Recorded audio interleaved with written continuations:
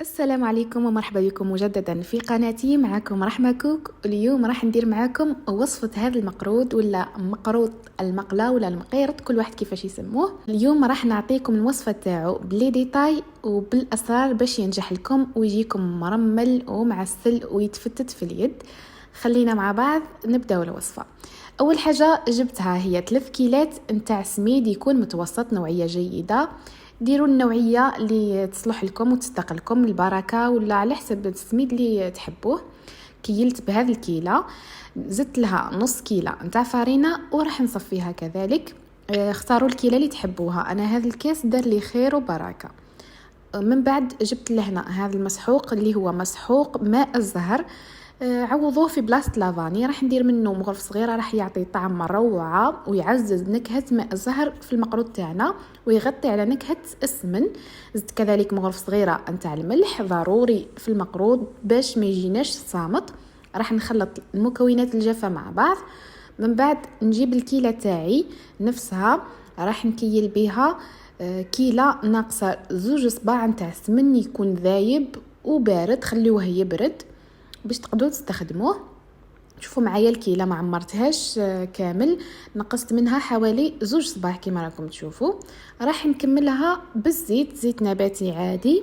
نكمل نفيض بها الكيله تاعي، يعني تجيكم كيله قد معمره، ماشي سايحه وماشي فايضه. زدت الكيله تاعي، راح نحيها مليح من الكاس تاعي باش تجيني قد. من بعد راح نخلطها مع السميد تاعي والمكونات الجافه. من بعد كأي وصفة مقرود لازم نمحرو السميد تاعنا مع ليدام ونحكوه ما بين يدينا هكا باش يتشرب لنا مليح هذاك ليدام ويدخل فيه.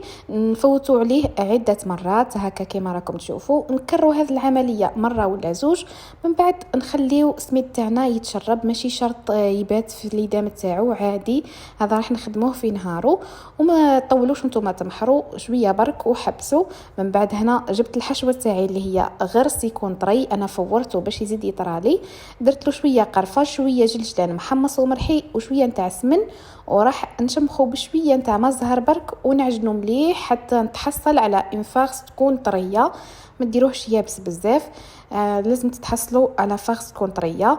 وراني وريت لكم هذا الماء الزهر بالذمه باش تقارديو لا مارك تاعو، من اجود انواع ماء الزهر اللي خدمت بهم الحلويات تاعي، فريمون ريحته مليحه.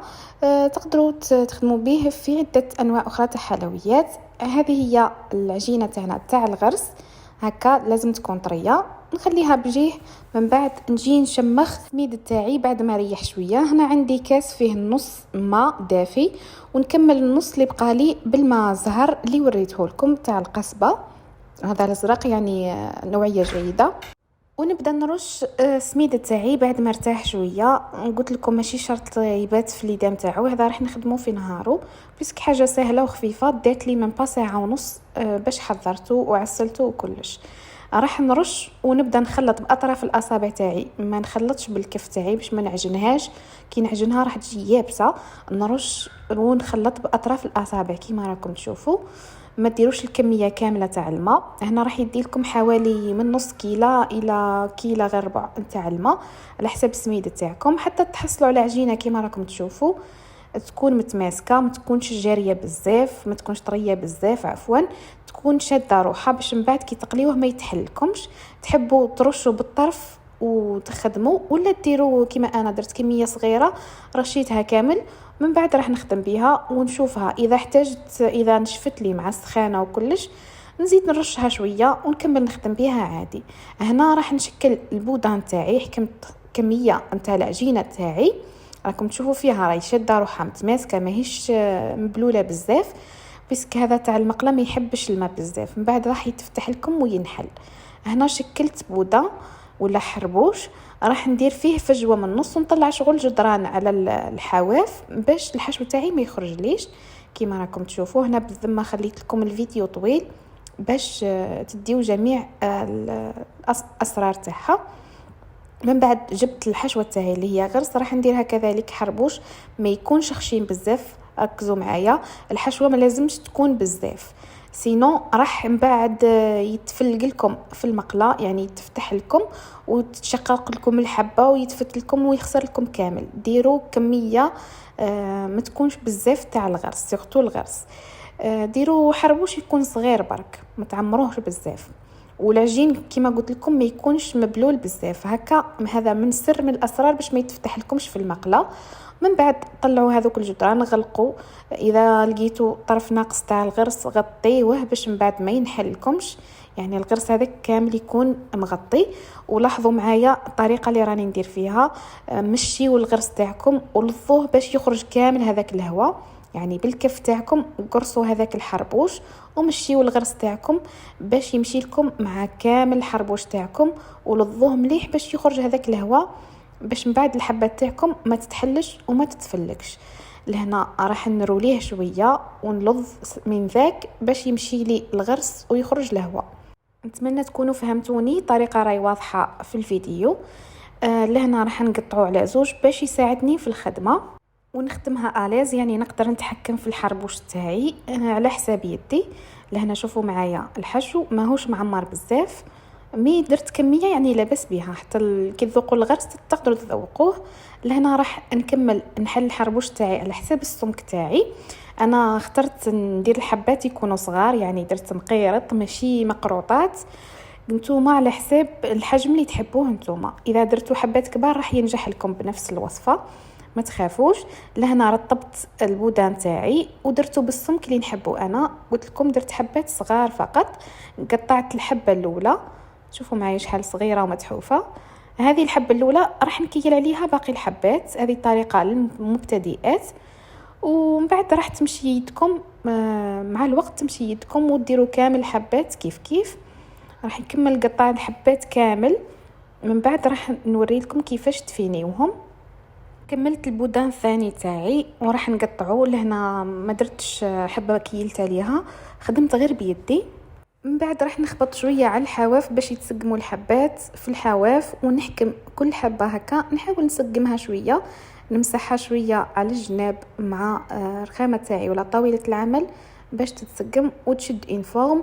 اذا درتوا حبات كبار حاولوا ديروهم يكونوا بومبي وسقموهم هكا، تحفوهم باش من بعد في الفينيسيون تاعهم يجيو شابين ويجيو رطب وكيفاش نقولوا عندهم وجه املس.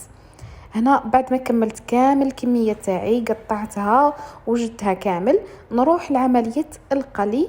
راح نقليهم في زيت تكون سخونه، نديروها في اناء يكون غميق، من الاحسن ديروا قميله ولا تكون غامقه شويه، وقليوا بشويه بالكونتيتي. ومهم جدا انكم ما تمسوش الحبات حتى يشدوا لا فورم ويحماروا ويتماسكوا، سينو راح يتفتوا لكم في المقله. وحاولوا طيبوهم على نار تكون متوسطه، خليوها تاخذ راحتها في القلي. تحبوا ديروها هكا لون ذهبي، هذا هو اللون اللي يطيب به المقروط، ما يجيش احمر اكثر من هك. تحبوا تحمروه هذيك حاجتكم. من بعد نحيوه مباشره من مقلاة، نحطوه في عسيله تكون بارده ونخليوه يتشرب مليح من 5 دقائق وروح. انا خليته يتشرب الكونتيتي هذه، خليتها تشرب في غرضها حتى نزيد نطيب الكونتيتي اللي بعدها، نحيها نصفيها ونزيد نحط الاخرى وهي سخونه ونخليه يتشرب. هنا بعد ما عسلته كامل وتشرب لي، حطيته رشيت عليه شويه نتاع جرجلان وقدمته هو سخون مع براد تاع اتاي. واش نقول لكم، واحد البنه جاي يتفتت جاي يذوب في الفم. راح نوري لكم النتيجه تاعو ونقطع معكم حبه باش تشوفوها.